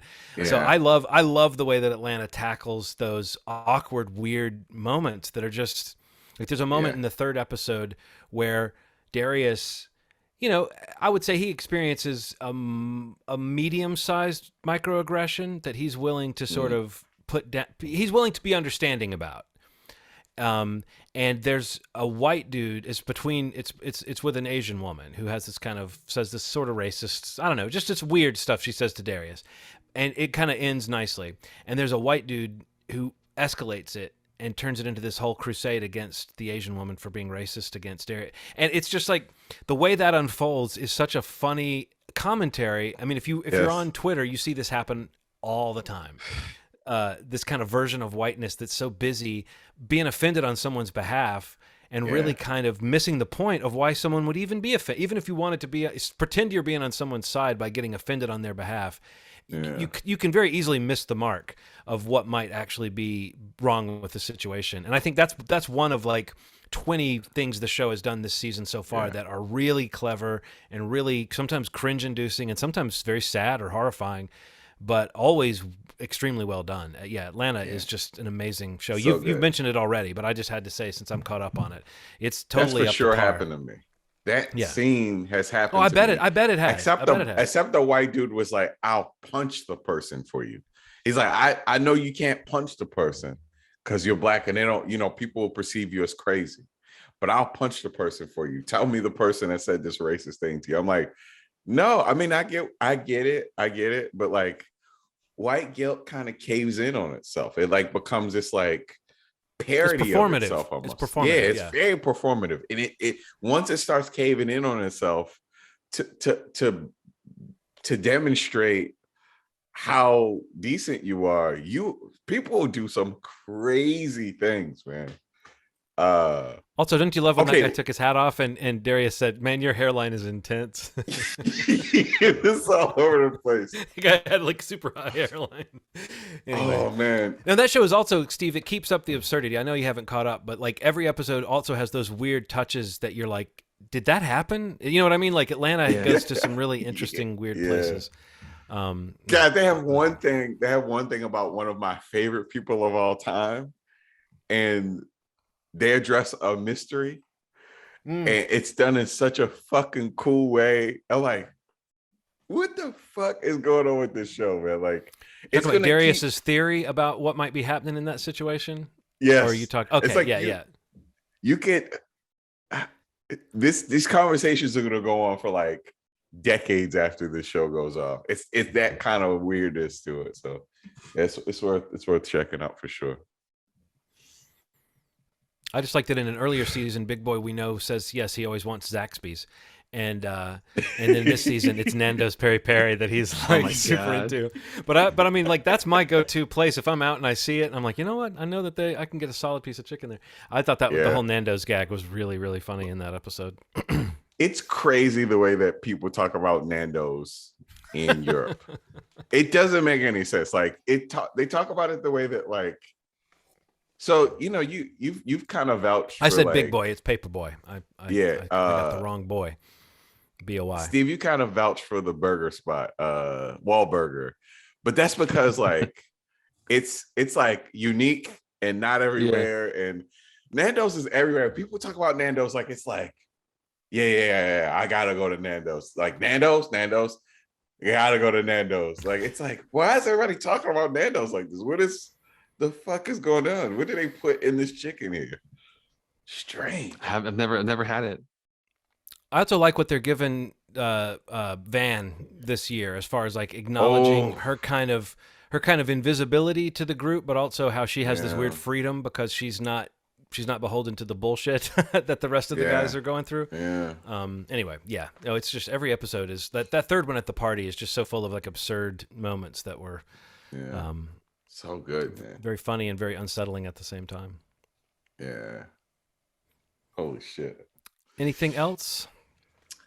I wanted to just mention, I don't think we've really talked about it much on the podcast, but there's something happening on a lot of these streamers right now where like there's all these series out there about like real life true crime or corporate failure technology. Like there's all these series, and we've gotten access to watch a lot of them, But Mhm. you know, there's like basically the We Crashed series on Apple TV Plus about the Right. WeWorks debacle.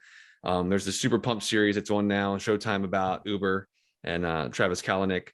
And then there's the Dropout on Hulu, which is about the Theranos, Right. Elizabeth Holmes, a whole ordeal. But I just wanted to recommend the Dropout among the three of them. Yeah. I mean, I think it's probably the one with the least, I guess, star power. I mean, Amanda Seyfried, you know, had an Oscar nomination a couple years ago, and I think I put her on the map for a lot of people. But and more people probably know her from like the Mamma Mia movies. But she is just incredible in this series as Elizabeth Holmes. And You know, originally it was Kate McKinnon, and I keep having a hard time picturing how Kate McKinnon wouldn't have taken the tics of this character and turned it into a much more comedic performance. yeah. And so as much as I love Kate McKinnon, I've been glad that it's not her. I think Yeah. Amanda Seyfried has been pretty amazing in this, and the cast. I think the whole cast has really gelled around her performance in a way that it's not to say that it wouldn't have happened with Kate McKinnon, but it's just hard to picture the show not having a more heightened tone. And I feel like it might fall apart if it didn't have this really I grounded agree. performance. Yeah, I feel like it probably would have been a little more distracting too.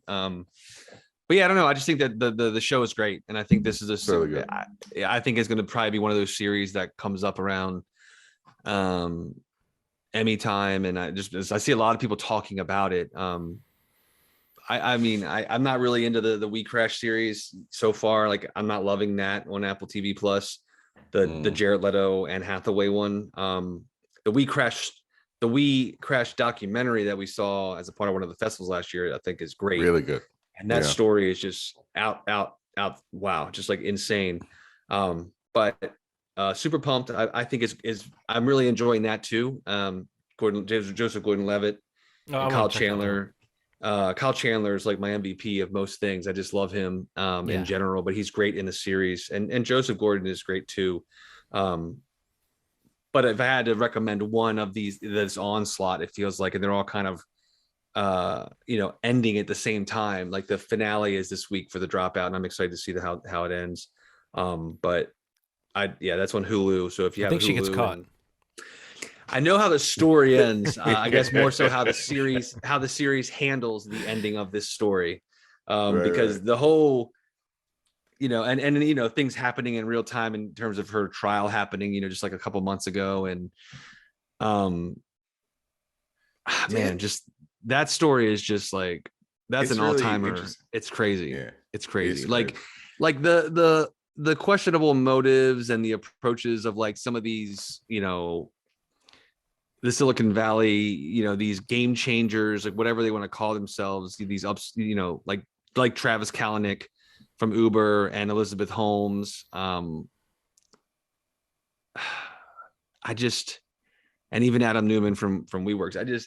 There's something about the Theranos story that is just, there's something else about it that seems more devastating, or just like so like wrong to me. Like, the fact that there's a medical device in people's lives, and the blood element of it, and like some of the stuff that they did with their testing is just, it's so bothersome about like how much money went behind this thing.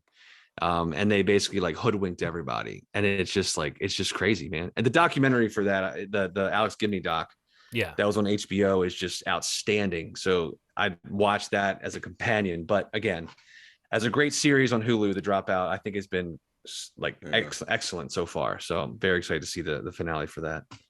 Yeah, are they still making the movie? The Jennifer Lawrence movie. Yeah, I think Adam McKay is directing.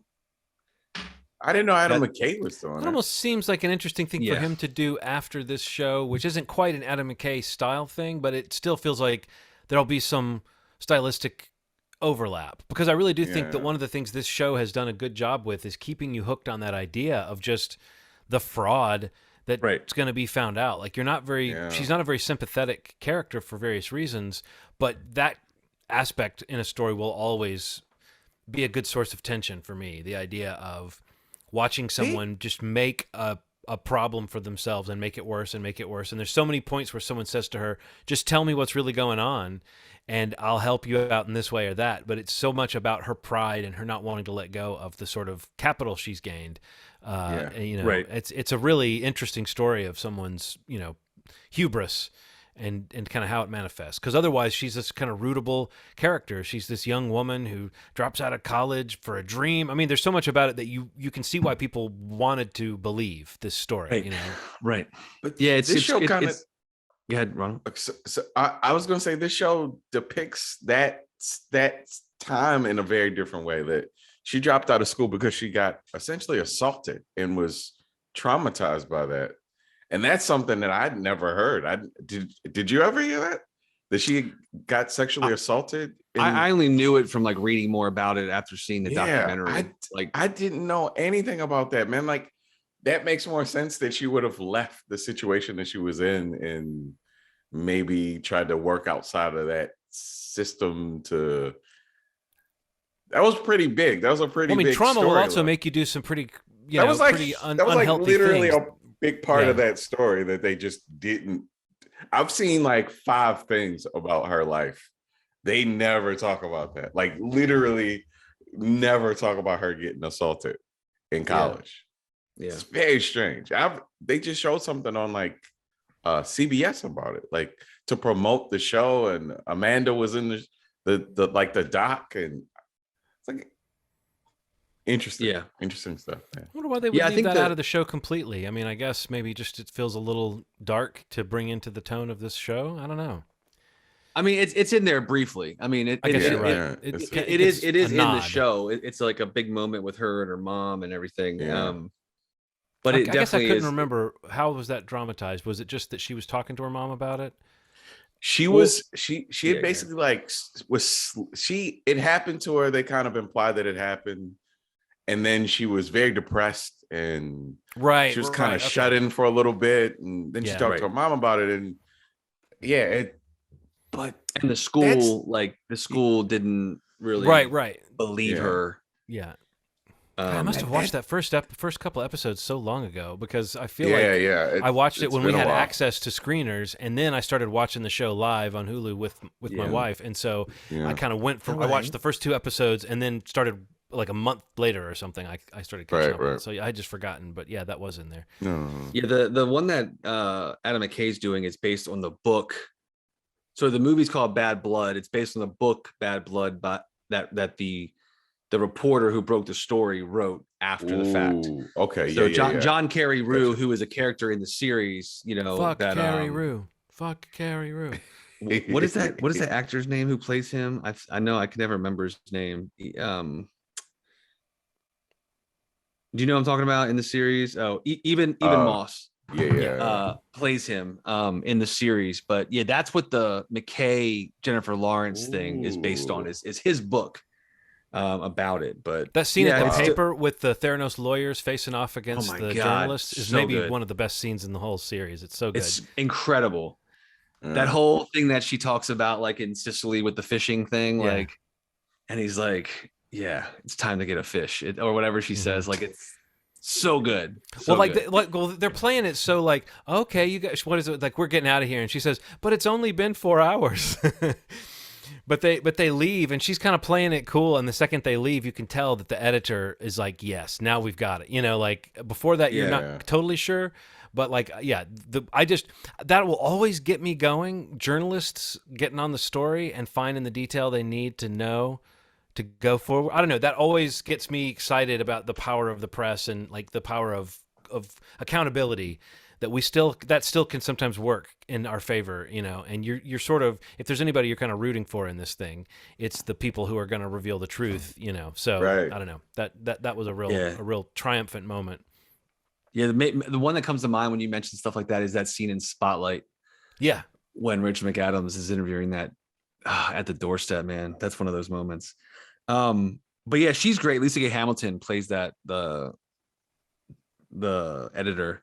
Yeah, who's also in Winning Time right now, and she's great in that too. That's Magic's mother in Winning Time. It's the same actress. Get out of here. Yeah. She's also That's great such a good in. show. I don't know if you ever remember Men of a Certain Age. Mm-hmm. She was Andre Brower's wife in that too. Yeah, I great, like great that show a actress. lot. But Minimum the little bit that she's had, and that's what John's saying though earlier. Like the cast around this whole show has been great. But yeah, I just wanted to mention those three, but specifically, you know, of for me at least, the one that has definitely risen to the top based on the performances and just the quality of the show, and the story again is just one of the more interesting than ones to me. And again, the finale is this week, so you know, check it out if you want to catch up. I just want to quickly mention Slow Horses, which is another new Apple Plus show, Apple TV Plus. It's Gary Oldman heading a cast of British actors. Some I recognize, none of them are like big names to me, but it's kind of like the idea is this is the sort of office of rejects. It's like an MI6 spy thing. And so you've got like Regent's Park is like the full on, spy espionage center. It's like that's got the full MI6 kind of thing going on. And then down the street, it feels like, is the office that Gary Oldman heads, which is this office full of disgraced spies or people who've had career-ending mistakes that have put them in this office. And so it's a little bit like workplace comedy or dramedy mixed with like a real espionage plot, but they're really playing up the whole idea of like these misfits are the spies that nobody expects anything good out of, and the only reason anyone's there is because they've fucked up. And Gary Oldman is their boss, and his whole mission seems to be to make them so bored that they quit. Like, he doesn't want anybody to do anything interesting or exciting. You kind of quickly realize he's kind of protecting them in a way. There's one part where he's told by a higher up that they're a bunch of losers, and he says they are, but they're my losers. So I mean, it's that kind of idea, and I feel like over the course of this season, they're gonna get entangled in something real. But just the idea of kind of pencil pushers, paper shuffling spies, I've always had an idea in my own head of that it would be fun to depict, that side of the espionage game.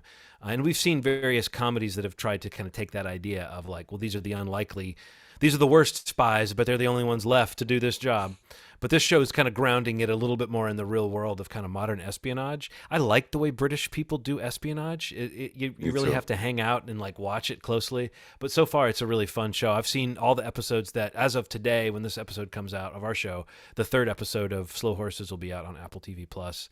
And yeah, I'm just definitely the third episode ends with an image that you're going to want to see what happens next. So, if you get that far, but it's just funny. And yeah, Gary Oldman is doing his typical thing of just being great in something. And playing this loathsome guy. I mean, he's like farting and smoking and like drinking, and he's got holes in his socks, and he puts his feet up on his desk. I mean, they really play up the idea that this is like the dead end office. This is the job you don't want if you dreamt of having a career in espionage. But like one of the guys that works in the office famously left a top secret file on the train, and it hit the news. I mean, like each character, we haven't found them all out yet where I am, but the idea I think is going to be that each one of them has like a past that they're trying to kind of shake off and get redeemed from. So it's a fun setup, and so far the story is pretty interesting too. So Slow Horses, I would recommend it. Very cool. Very cool. All right, man. Well, I guess that'll wrap it up. Movieshmovie.com is the website. You can find all the past episodes on that site. Jump into any of the different podcast platforms that you might subscribe to. If you want to share a link, they're all there. Send it to your friends, your family, even people that you don't like. They might like us. I don't know. Let's just try at least. We'll be back next week with a new episode. And as always, you've made our day. Thanks. Bye.